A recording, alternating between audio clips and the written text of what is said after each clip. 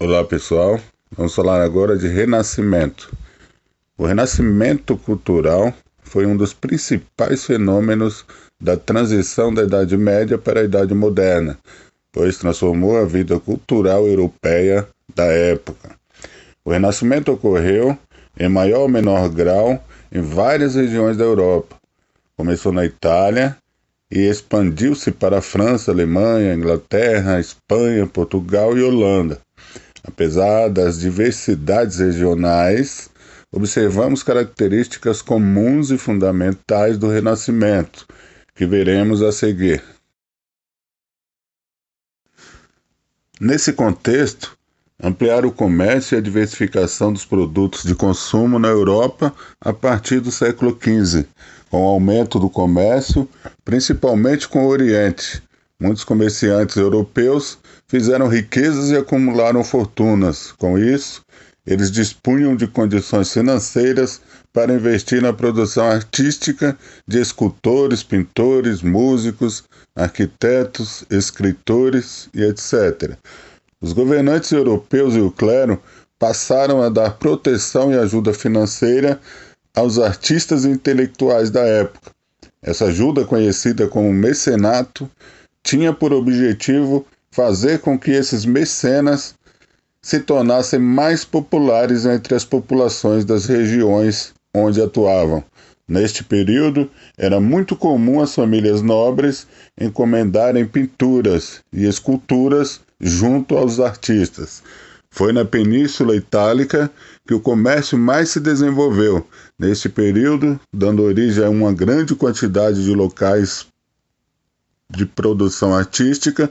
Cidades como, por exemplo, Veneza, Florença e Gênova tiveram um expressivo movimento artístico e cultural e intelectual.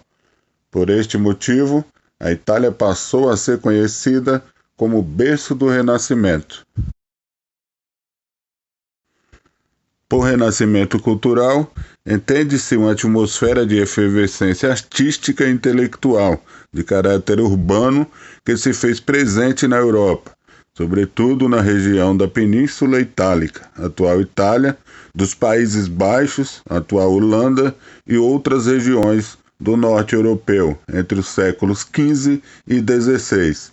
Essa atmosfera cultural frequentemente foi identificada como uma ruptura extrema com a tradição medieval cristã e um retorno puro e simples à tradição greco-romana.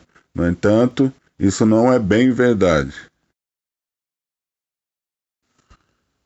As principais características do Renascimento eram valorização da cultura greco-romana, ou seja, para os artistas da época renascentista, os gregos e romanos possuíam uma visão completa e humana da natureza, ao contrário dos homens medievais. As qualidades mais valorizadas no ser humano passaram a ser a inteligência, o conhecimento e o dom artístico.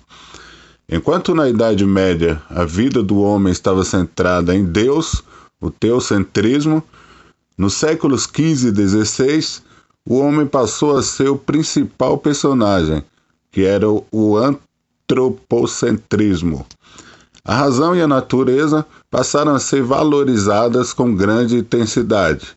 O homem renascentista, principalmente os cientistas, passaram a utilizar métodos experimentais e de observação da natureza e do universo.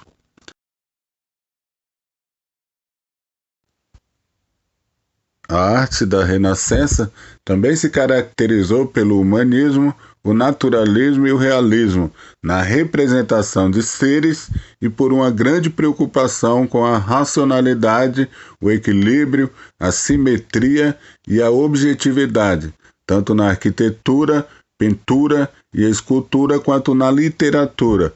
A música passou a explorar cada vez mais temas não religiosos, e a utilização da técnica do contraponto deu maior liberdade de criação aos compositores. Sem abandonar a fé e a religião, o renascentista não se sentia submetido, mas inspirado e iluminado por elas. Ao contrário do que acontecia na Idade Média, a ciência e a filosofia tornaram-se campos diferenciados. Os estudos científicos valiam-se da indução, da observação e da experimentação, buscando explicação natural para os fenômenos naturais, enquanto o pensamento filosófico buscava entender a natureza e todas as possibilidades do conhecimento humano.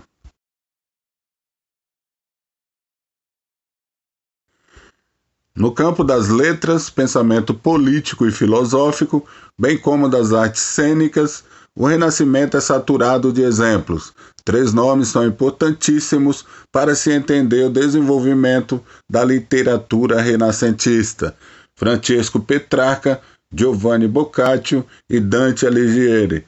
Foram esses 3 literatos que deram a base para o tipo de literatura escrita em vernáculo, isto é, na língua comum a cada povo que estava se formando na Europa daquela época. Francisco Sá Miranda e Luís de Camões, em Portugal, consolidaram por meio de suas obras a língua portuguesa.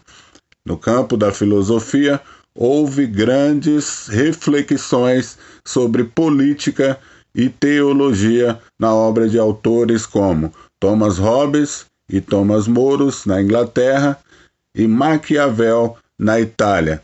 Esses autores contribuíram para a reflexão sobre o Estado moderno.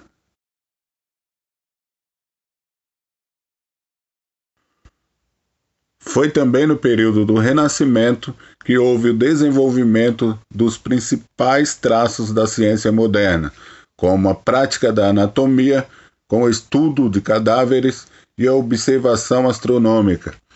A moderna física começou com estudiosos que passaram a se valer de instrumentos para ampliar o sentido da visão.